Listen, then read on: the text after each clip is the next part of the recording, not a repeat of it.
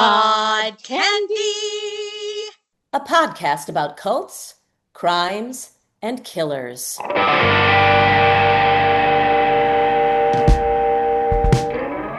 Hey everybody, it's Pod Candy. Okay, that was a solo. We have two people today as our special guests, as an addendum to our Ed Gein episode from last week.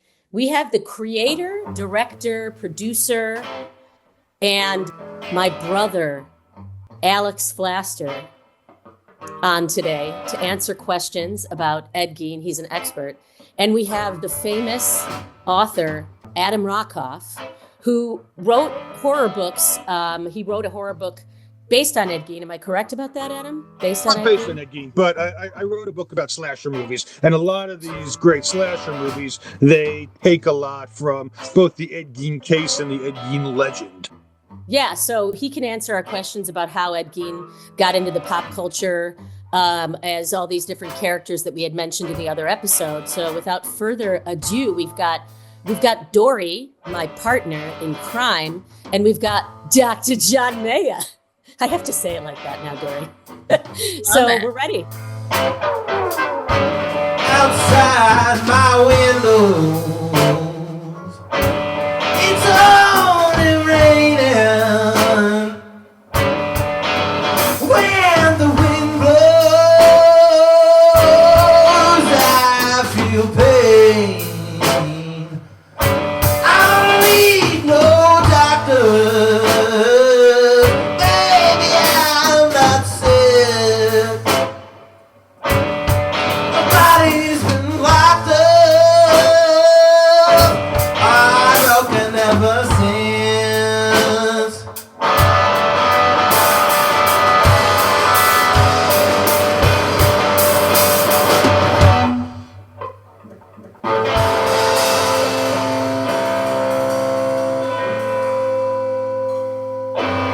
So, kicking it off, Alex. Yeah. From the show, first of all, I want to hear a little bit about your experience working on the show, working on the Ed Gein case. If you met did you meet anybody who knew Ed? Mm-hmm. I believe you did, but did you meet the people in the town? How were you incorporated? Did you go to the town? Tell us about that experience. Absolutely. Yeah, it was, I was working at a company in Chicago, and I was assigned the project. It was an episode of the A&E series Biography. It was initially, they wanted me to do a show on John Gotti, Teflon Don, but that fell apart. I don't remember why. And then they gave me the Ed Gein case. I didn't know who the hell he was. I had no idea. So I looked it up, and I found it fascinating. And the thing I found most fascinating about the Gein case wasn't really the crime. It was the legend, the how he had just been all these characters from these movies that I'd seen growing up were based on him. The three that we talk about in the show are Psycho, Texas Chainsaw Massacre, and Silence of the Lambs. So I did my job, which is, trying to find people out there that were involved in the case. And I produced this in early 2000s, and the case was in 57. So I was certainly fortunate that there were still people that were alive. And that was, I think, the thing that really sort of blew my mind and what makes it such a special project, which is this guy is in many ways, and we talk about it in the show, there's the myth of him. He's like the boogeyman in many ways. And to be able to meet people that actually spoke to the boogeyman, that had him in his house, that worked with him, that had lunch with him, that saw him in the street and interacted with him was just such a fascinating and rewarding experience. The case took place in Plainfield, Wisconsin. I was living in Chicago at the time, so it's just a quick drive across the border. So yeah, I was in Plainfield. I was there several times. It's a small, tiny town. You wouldn't think anything of it. It is like a million tiny little towns in Wisconsin, barely a main street, barely anything really. And it was a terrific experience. And like I said, it was this pop culture connection, I think, that really drew me into the Gein story. I mean, unlike my partner and good friend Adam, I don't like horror movies. I've seen a lot of them. It was growing up, it was kind of a rite of passage to have to watch all these fucking movies. Nightmare on Elm Street and Halloween and all these movies. I didn't particularly enjoy them, but I knew I had to watch them because otherwise, you're a wuss. This was the 80s. But Texas Chainsaw Massacre in particular, obviously it's a horrifying movie. And it's scary and it's well done and it's gritty and all this stuff. But there was one aspect of the movie that just left an imprint on me and that just scared the hell out of me, unlike other horror movies. Adam, you commented it on in the show, I think. Do you remember what it is? What is it about Texas Chainsaw Massacre that creeped me out? A certain fact that, in the beginning of the film that creeped me out more than any other horror movie. What do you think it was? I'm going to assume it's the title card that says it's based on a true story. Exactly. Yeah. And that is when you see that and you're like, holy shit, Leatherface walking around with a giant chainsaw. How the hell is this story based on a true story? And then you start doing research and there's Psycho and there's Buffalo Bill. I mean, these are some profound characters in the history of cinema that, have left an imprint on so many people's minds. And it's all attached to this, all linked back to this one little unassuming 5'6", little man living in Plainfield, Wisconsin, nowhere Wisconsin, in 1957. How the hell is that possible? And just being able to unpack that and talk to people that actually knew him and interacted with them, especially those journalists too that came to the town. And it was an amazing experience professionally and personally. Norman Bates in Psycho, Leatherface in the Texas Chainsaw Massacre, Buffalo Bill in The Silence of the Lambs. Each of these characters had its origins in the same true story, the unspeakable crimes of a single man. His name was Ed Gein. I wanted to jump on the fact that what both of you were saying, Adam and Alex, that in horror and in crime, the fact that this can happen is one of the most frightening things for people in society. You can take a look at Bela Lugosi and Dracula and the Frankenstein monster, and they're scary movies, but do they really scare you to the core? Like the possibility of Leatherface living next door or Ed Gein being in your community. So what we find in the research is that that fact that you hit on is extremely frightening. And I think the most frightening movies have that element. Totally. I know Adam's probably going to yell at me for this, but slasher movies don't do it for me, don't thrill me all that much because who's going to come at you with, an axe or a chainsaw, out of the blue? Whereas living next to a monster like Ed Gein or, Dahmer.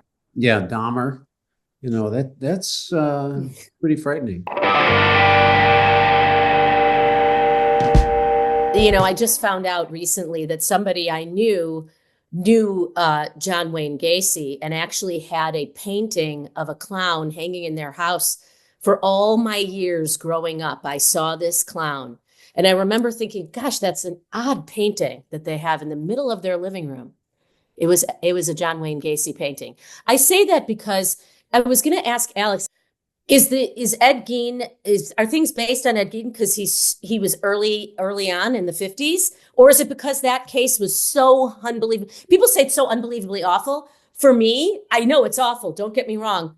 Gacy, Dahmer, and Ted Bundy, to me, are scarier. And explain why, either of you.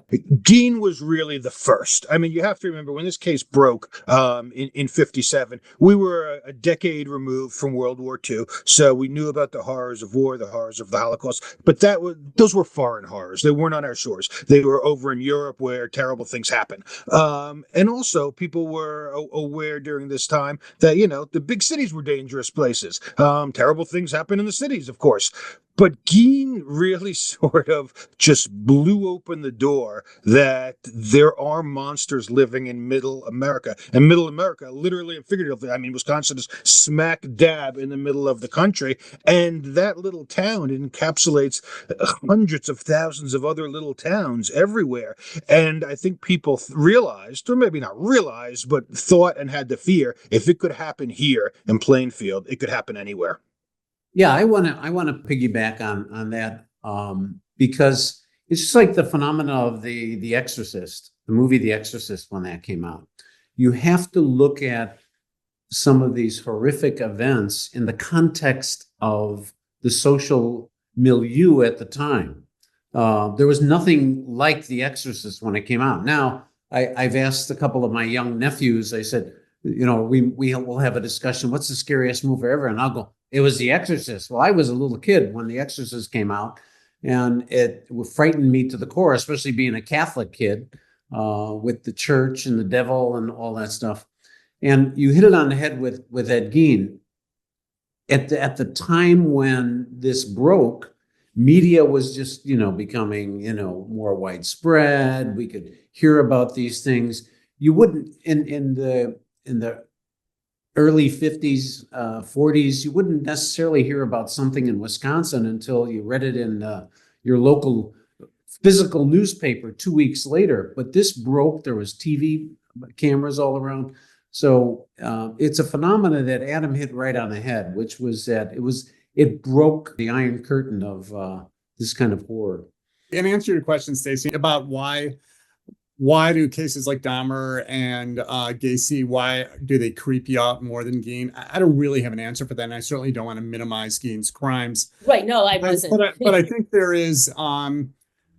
there's a difference between those cases and this case. Those were true serial killers who stalked their prey, who were true sociopaths and whatever. John, I'm not going to even bother trying to use psychological terms. You could, but I mean, they stalked their prey. They inflicted mental torture, as they, on their victims. There was a whole process to what they did. Gein's murders, and there were only two, 3 if you include the brother, but it's still unclear. So I mean, in the world of serial killers, he technically isn't even a serial killer.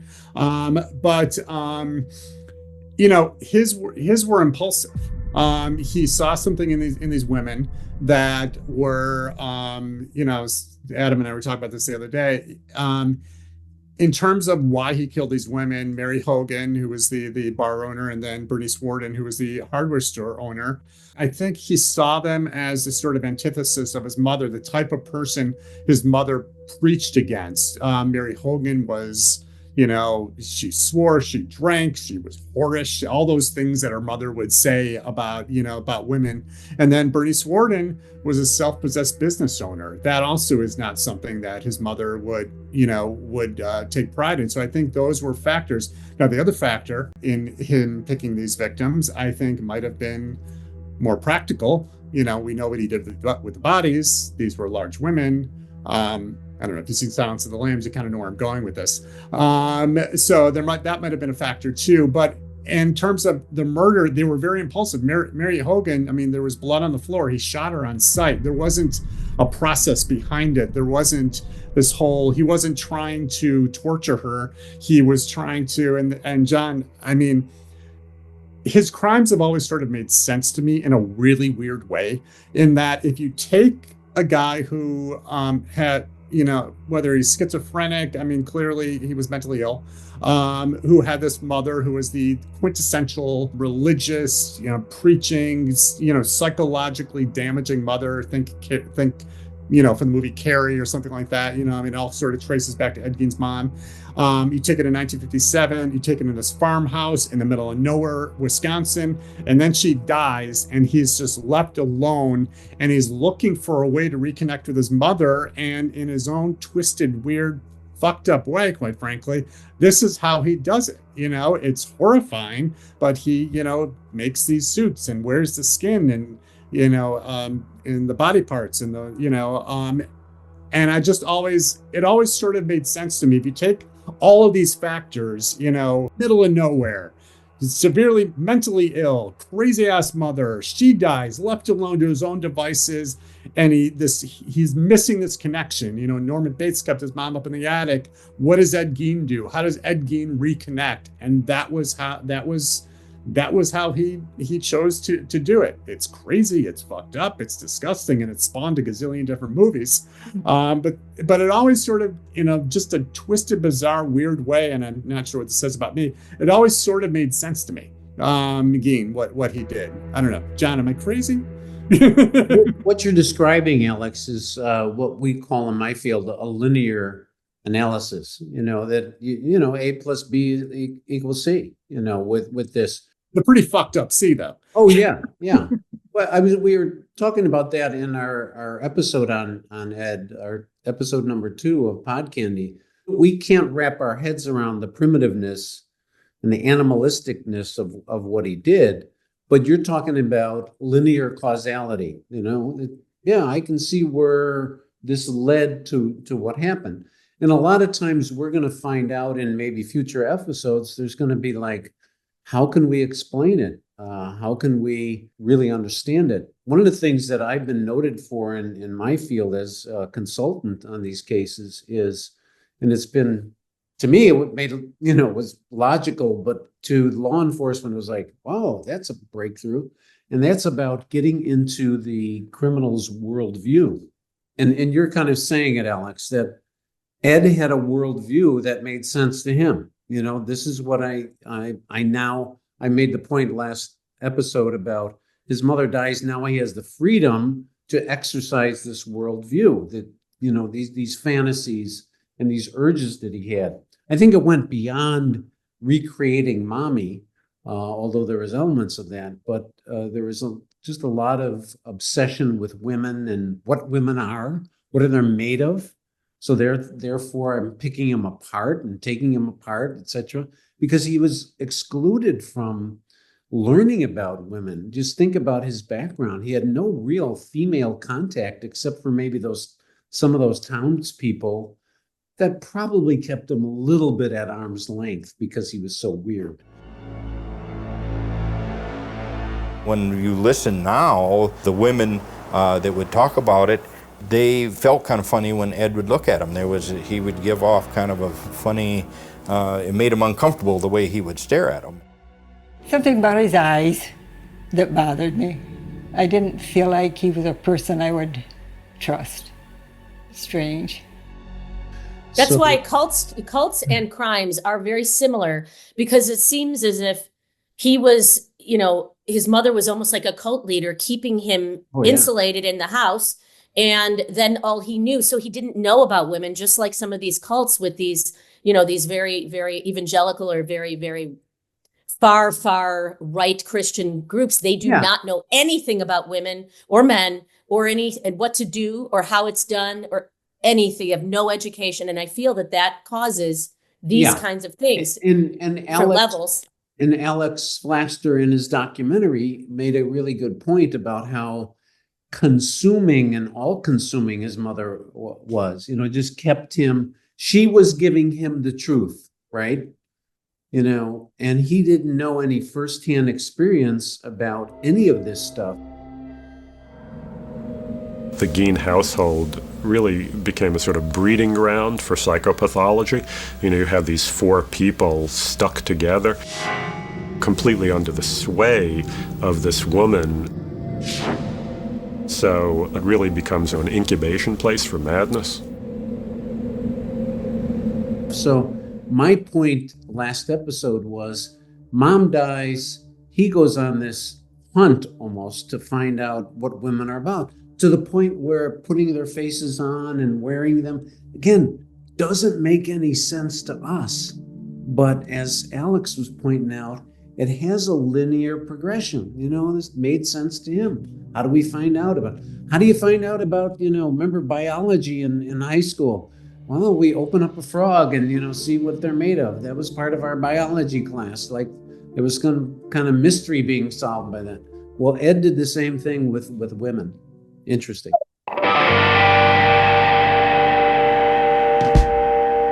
So Alex, a lot of people, myself being number one, really want to know what happened with all the skin stuff.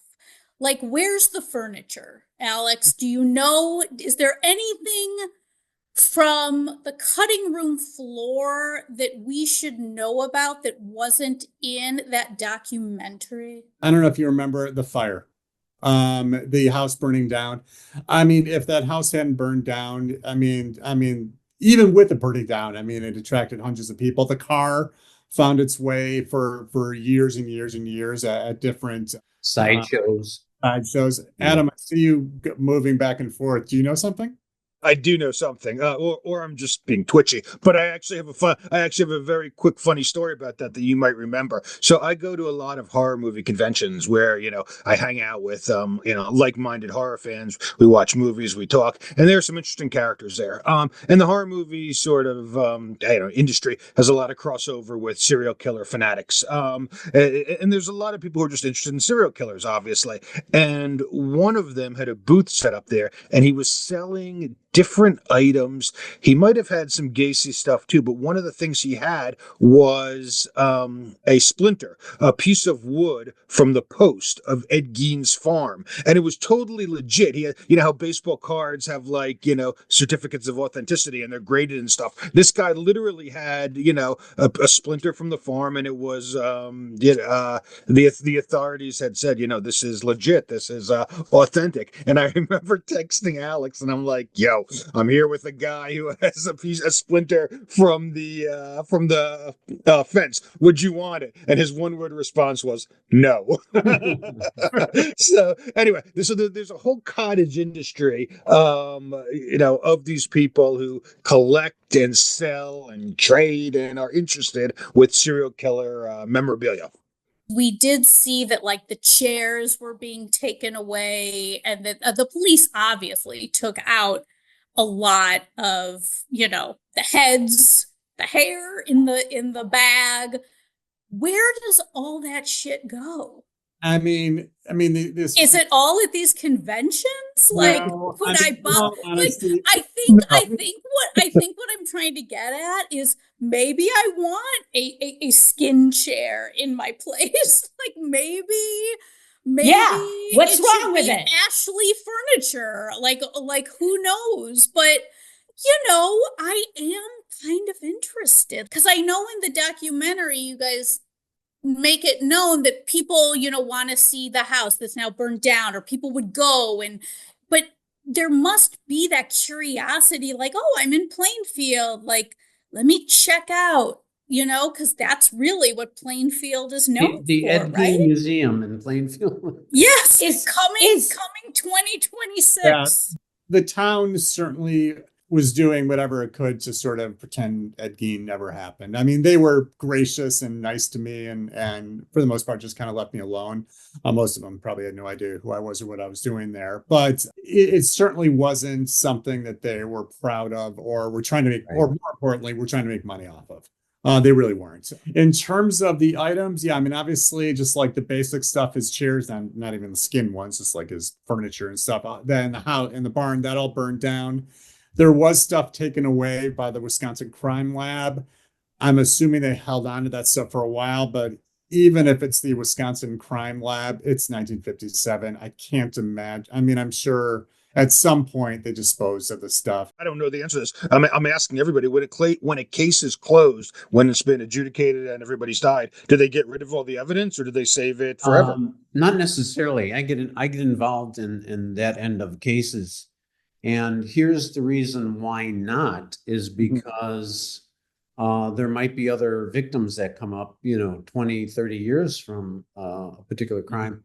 And then a case like Ed, which I believe, I have a theory that he killed more than just the two people, 3 people with his brother. I'm convinced he killed his brother. But they do hold on to it for an indeterminable length of time, because another victim may come up, a family may be missing somebody, and you never know what they can find through some of the evidence that they have on file. So it could very well be, Dori, that there's a little warehouse in the Wisconsin Crime Lab that has a bunch of boxes of Ed Gein. Somebody's getting a birthday gift. Doing the summer. I'm excited. It is possible, but I'm pretty sure I would have tried back then to find out. I mean, as fucked up as that is. Alex is sitting in a chair right now, everybody. We don't know for sure if that is not. It could be from the chair crime lab. Dean's Yeah. house. And in response to what you're saying, John, I also agree that most likely killed his brother. I think the running theory was that his brother was kind of getting on Ed's case about, his relationship with mommy, and he just wanted him out of the picture. I certainly think there's validity in that. In terms of other victims, the only reason why I disagree about that is that Ed isn't the type of guy that was venturing that far beyond Plainfield. I mean, he did have a car, he did drive, obviously, but he didn't strike me. There wasn't really evidence that he ever traveled much farther outside of Plainfield. And if people were disappearing in Plainfield, Wisconsin, it was only 700 people, reports would have been made. Obviously, I don't know.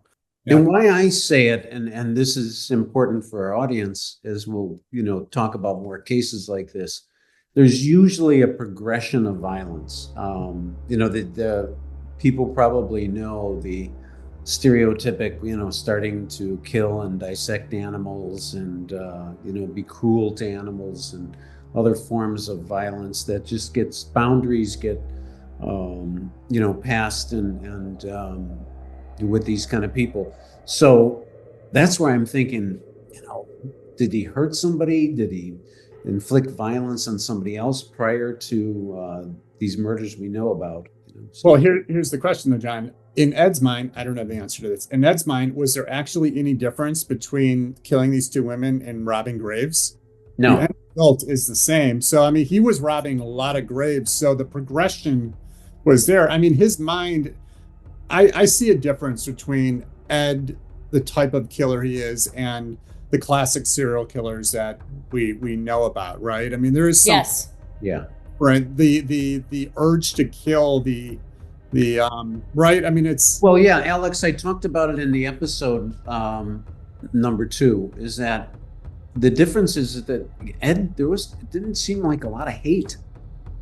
I don't say he loved these women, but these weren't hate crimes necessarily, and that distinguishes him from a lot of these popular serial killers. Usually what we see is some anger, some hate, some disgust.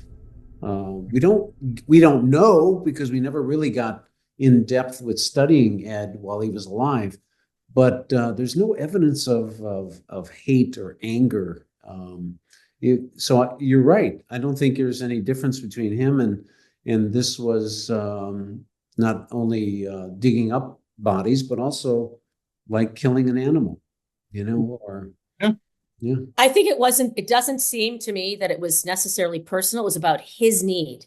So however he could soothe his need, he would do that. Right. Like Dori said in our last episode, which was really funny, but I actually agreed that he's sort of cute, like you look at him. Well, so is Ted Bundy, but like sort of meek and cute with good posture and seems really nice and sweet, So to me, I think that's why somebody like Dahmer or Gacy or Bundy are more scary to me, because there's like a sinister sort of everyman. The killing. It was for, obviously all of it's for their need, but for Ed Gein, it was almost like feeding something like that he was missing. How do you keep skin in good shape with no preservation? Like I was going to ask you, I'm back on the skin with Dori. How do you keep the skin from rotting? And didn't it smell horrible? I mean, how do you keep these organs and stuff? Adam, you seem like somebody who would know the answer to this. I wish I could help you, but no. Especially since he's got a little skin, decoration on his wall there. It looks as you guys were talking, I was actually looking behind me because I was wondering if I had any kind of, fun memorabilia from the movies that I could pull out, but I can't find anything. I do have a sign I do have, well, actually, once I stop talking, I'll look for it. I think I know where it is. I do have a signed photo of Leatherface, and he wrote, Oh. Adam, you're next on it. So it's great. You guys keep talking. I'll try to find it. I had another question for Adam I'm listening. because I'm curious, what do you think about, like, there are obviously these real stories that, you know, like Stacey and I are so fascinated about, and then the movies that are done on these stories. What is your ooh, he's showing us a photo of Sorry. Leatherface. What, it looks good on you. What is your feeling about turning these like true crime stories into movies? How much do you think that movies need to stay to the storyline? Do you think movies are better about these disgusting crimes than the actual documentaries that go about them? Talk a little bit about that for us. I think it depends completely on the specific movie, on the specific work of art. One of the things about Gein that is so interesting is, as awful as his crimes were, if you look at the movies, at least the big ones that were made right after, or because we were talking about it before, let's just say Texas Chainsaw and let's say Silence of the Lambs, the filmmakers made a conscious choice, obviously, not to stay too close to the story. And the reason I think for that is because it was more horrific and more interesting to make the carriers more in the classic mold of serial killers who actually went out and stalked their prey and killed them. I mean, there's no doubt when you look at both Leatherface and Texas Chainsaw, Buffalo Bill and Silence of the Lambs, that these guys are far, far scarier than old Ed Gein was sitting in his shack in Plainfield. My personal opinion is 9 times out of 10, I think. I mean, regardless of how true the movie stays to the actual story, most of the time a documentary is more horrifying. The one movie that jumps out at me that, I mean, it's also kind of even loosely based, but I think it's fascinating. You know, Adam is a fan as well. You referenced it the other day, at least the second one, Henry, Portrait of a Serial Killer.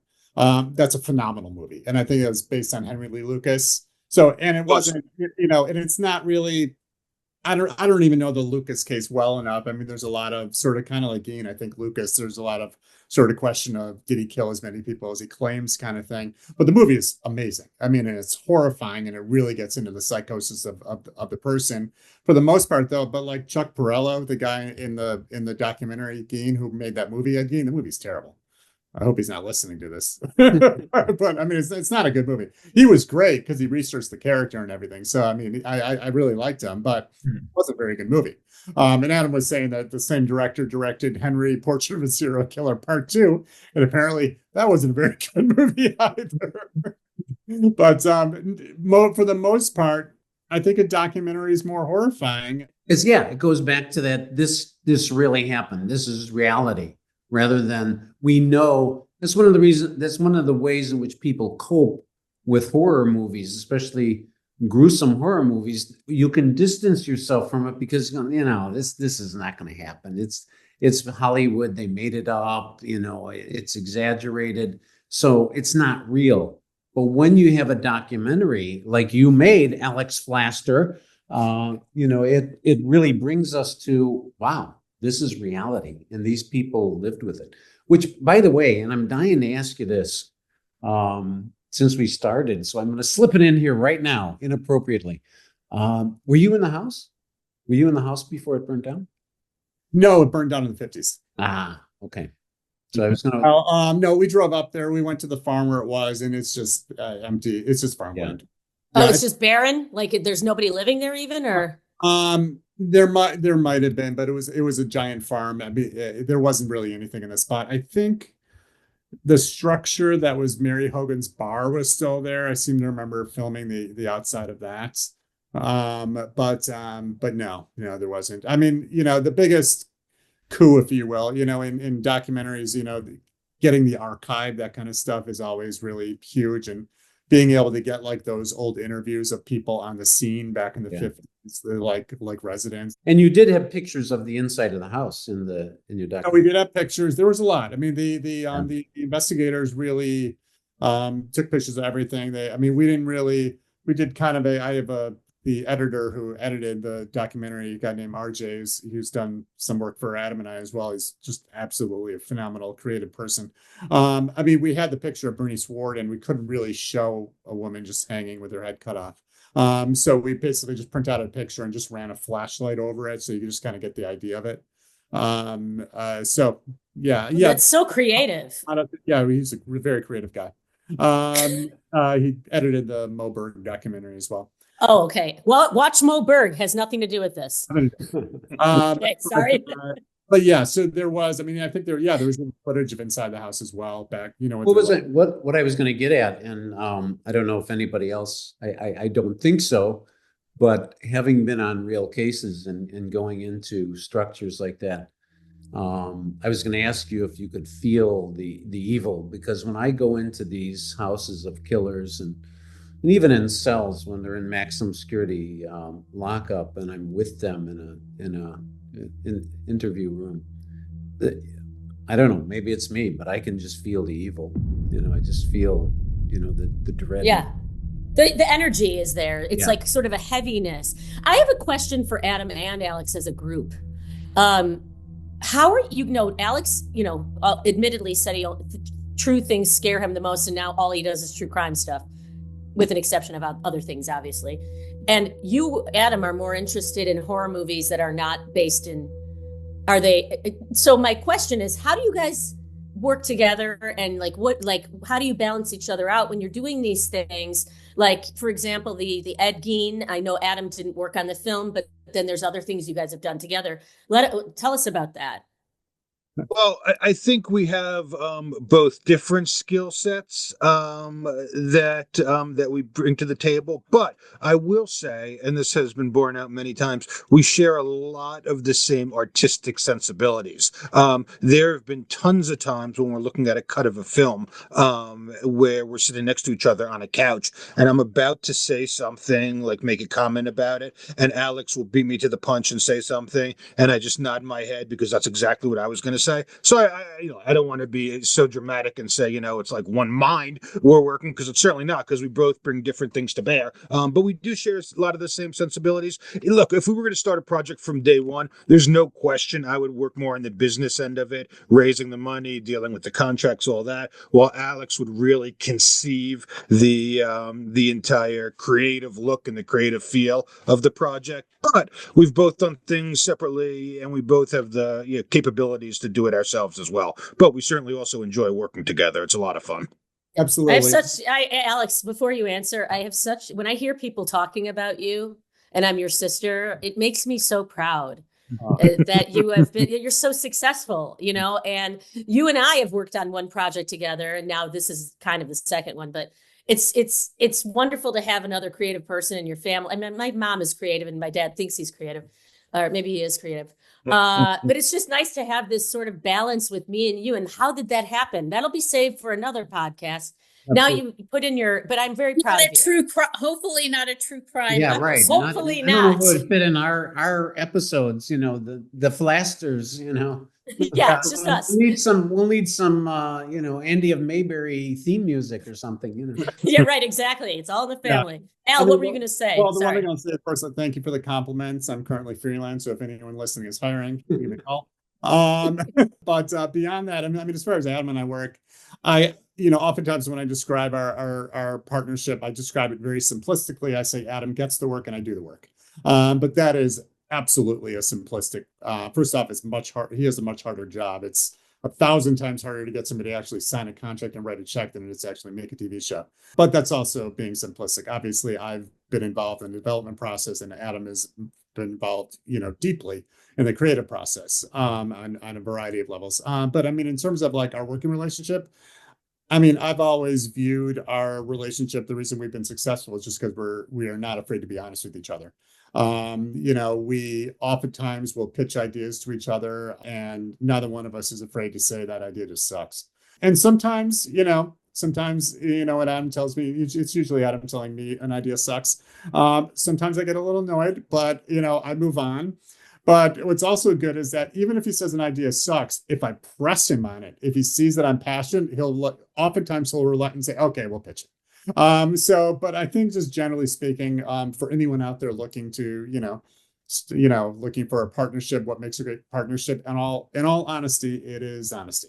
And that is like, I could not be clearer. Just, if someone has a shitty idea, just say it sucks and don't beat around the bush and just move on. You're here. All right, Stacey, Dr. John, Hard Candy, this sucks. No, I'm just kidding. All right. Nice knowing you, Dori. No. It was nice no, having you on a couple episodes.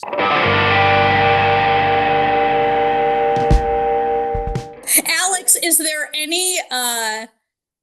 any like killer or cult that you would want to do a documentary about that you haven't as of yet? I honestly don't know. I mean, obviously there's a lot of cases out there that have been done to death. Actually, I know. The one that I've always wanted to do, it's a very old one. Do you know what it is, Adam? Very old, like 100 years old. It's probably the same one I'm thinking of. Go ahead, say it. H.H. Holmes? Leopold and Loeb. Oh. I've always wanted to do Leopold and Loeb. I absolutely am fascinated with that case. It's a Chicago case. The greatest true crime book I've ever read, called Compulsion. It's just fascinating. It's just the psychology of these two guys. Adam introduced me to what is now my favorite Alfred Hitchcock movie, which is based loosely on Leopold and Loeb, Rope. If you haven't seen Rope, check out Rope. It's fucking awesome. Wow. But that case. I don't know much about Leopold and Loeb, but Mom was really into it. Was there another book written about Leopold? Or was there another book? It was good. It's Compulsion. Mom, our mother was actually the one who told me about it. Yeah. Oh, really? Okay. And I'm putting it up there with like In Cold Blood, like that good. Yeah. Okay. Adam, I don't think I read it. I'm dying to hear Adam's. Adam. Yeah. choice. Well, you can't be dying to hear it because you said it. Go ahead, take it away, John. Holmes? What was I going to say? H.H.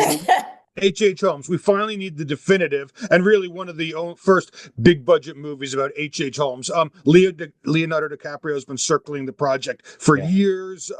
It was going to come to fruition maybe 10 years ago and then it fell apart. But this is a guy, and a lot of it is exaggerated. A House of Horrors. House of Horrors, right. Yeah. That this serial killer who lived on the south side of Chicago during the Columbian Exposition, that had a House of Horrors with, torture rooms, passages that led to nowhere, chutes that put people, had them slide down to a vat of acid. And a lot of that has been exaggerated. True crime buffs will tell you, oh, he didn't really do this, he didn't really do that. But the idea of it is just so unbelievably cinematic. It's shocking that they really haven't made a faithful adaptation of it yet. Yeah.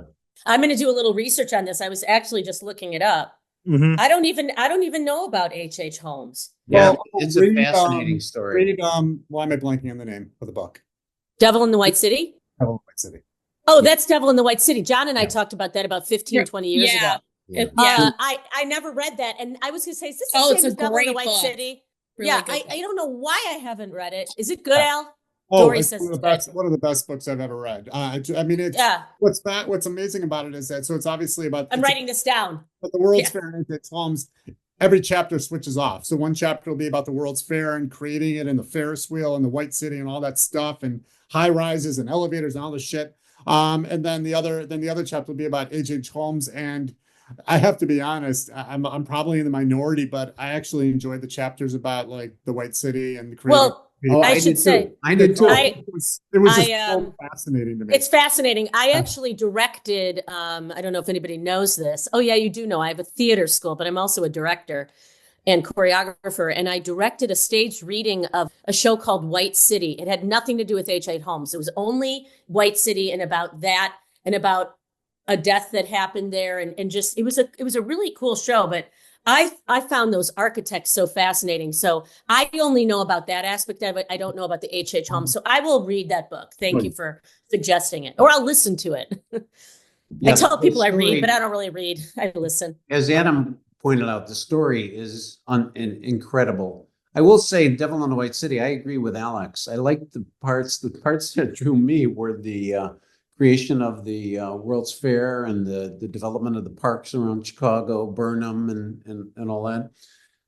The author, I don't think the author could have done a better job with the crime and the the horror of H.H. Holmes, it was kind of, just kind of there. You want to read, if you want to read just about H.H. Holmes and those crimes, there's an author who Alex interviewed in the documentary, Harold Schechter, who wrote a book about H.H. Holmes, and his books are about serial killers, and they're all one-word titles, so like deranged, demented, insane, and I forget what the H.H. Holmes one was, but that's how I became aware of him. I read the book, and I honestly forget whether or not it's a good work of literature, but the story was just riveting. I've never been able to forget about it. One just funny little tidbit about that. So Harold Schechter he was living in Brooklyn. So that we did the interview in his home, and he's talking about the most horrific stuff in the world. But the thing of it is, he lived next door to an elementary school. So he's talking about this horrible stuff. School lets out, and all we hear in the background are children laughing. So we had to stop the interview for like an hour. It's too weird and macabre, That was actually, Dori, you wanted a tiny little backstory? That was one fun one.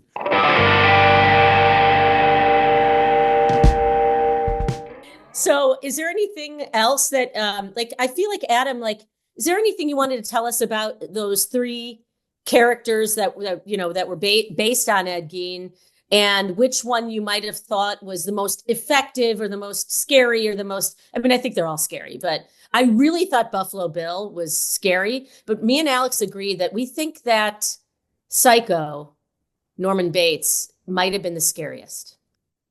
As I'll say about your question real quickly, it is absolutely amazing to me, and I really haven't thought of this before. I knew it sort of intrinsically, but it's not something I thought about, that arguably three of the greatest horror movies ever made, certainly Psycho and Texas Chainsaw, we can quibble if Silence is really a horror movie or a thriller, whatever, but three of the greatest movies ever made take as its source material this one, psychopath from Plainfield, Wisconsin. That's just, absolutely extraordinary. And the other extraordinary thing is if you look at them as art, as pieces of art, each of them, forget about the stories, forget about that, just look at them as individual movies based on the same source.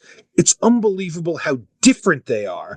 Psycho was a black and white, I don't want to call it a stage drama because there are bursts of extreme violence. It has arguably one of the most violent scenes ever in cinema, but it is in some parts a very slow, talky, methodical movie. No question about it. Nothing really happens until midway through when Marion is killed in the shower. And then you have Texas Chainsaw, which, although not a drop of blood is spilled, literally not a drop of blood throughout the whole film until the very, very end is shown on camera, people will say it's the most violent movie ever made because it's so wild and frenetic and just, and just absolutely out of control. So you couldn't find two more divergent artistic sensibilities than those two films. And then you throw in Silence of the Lambs, and that's different than both of them. It's just sort of a very procedural. Yeah. There you go. And we'll end with that. Yeah, absolutely. A great, brilliant procedural thriller. Yeah. Could I ask Adam a question? Are there any other movies like on that caliber that are based on Gein that weren't talked about in the? There are tons. There are movies like Three on a Meat Hook and Deranged, but none of them, even though they may be more faithful to the Gein story, none of them are as good as Psycho, Texas Chainsaw, and Silence. But what I do want to say about cults, even though we haven't talked about cults at all, I know about your previous episodes. If people are looking for a good cult film, one of my favorite all-time horror movies. My favorite changes all the time, but if somebody says, what are your top five? This is always in the top five. It's from the 1970s called Race with the Devil.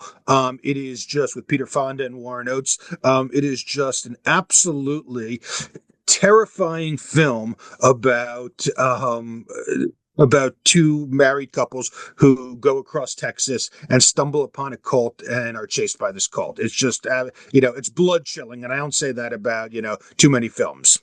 What are the other four?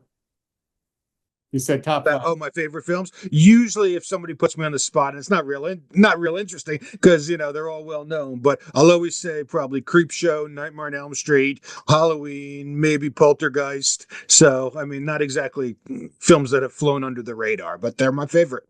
Oh, Jaws. Jaws 2, but I don't really know if that's a horror film. Jaws 1. Just kidding. I know you meant Jaws. Also. And, No, and you sure, I didn't bet mention Jaws The the Revenge. Exorcist. The Exorcist. Little known fact, I don't think I've seen it. I don't think I've seen the whole Exorcist. I think it was boring to me. I don't know why. And this is when I was younger. I should probably revisit that. In the context of when it came out, I think there's a documentary on the making of The Exorcist, which was fascinating because they showed footage of people standing in line and also coming out of the theater, and people were passing out and throwing up. Oh, wow. Shit. You know, it was quite a. People are really sheltered. Yeah. People are passing out and throwing up. You have to remember, Stacey, I mean, this is, and we can end on this maybe, but you really have to take into consideration the culture of the time, because John's absolutely right what he's saying about people fainting The Exorcist, and you can sort of see that today. But what boggles my mind is when Frankenstein came out in 1931, people went to see that and were literally fainting in the streets. You know, women had vapors. I mean, they were like, oh, I mean, when Frankenstein was shown for the first time. And now our kids would look at that and they would be bored and laugh and just, it's so hokey and silly. But at the time, it was something, you know, more horrific than people had ever seen. I just want to say thank you to Alex and Adam. There's an endless amount of questions. I have a lot more, but we'll just have to do an addendum to this podcast and then do another addendum to that one, and then just keep doing addendums to one podcast. Fun. That would be more fun if Alex and I were sitting together and we could do it, but we're both at our own houses, unfortunately. No, that's okay. I just appreciate you. Thank you, John and Dori and Dr. And Dori, do you have any last minute closing thoughts?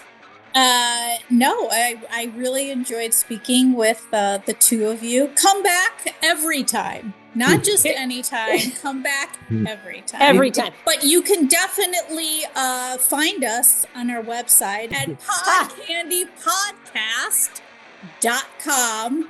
What else am I supposed to say? Are there other endings?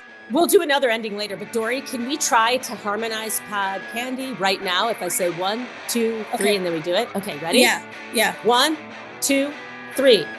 Pod Candy.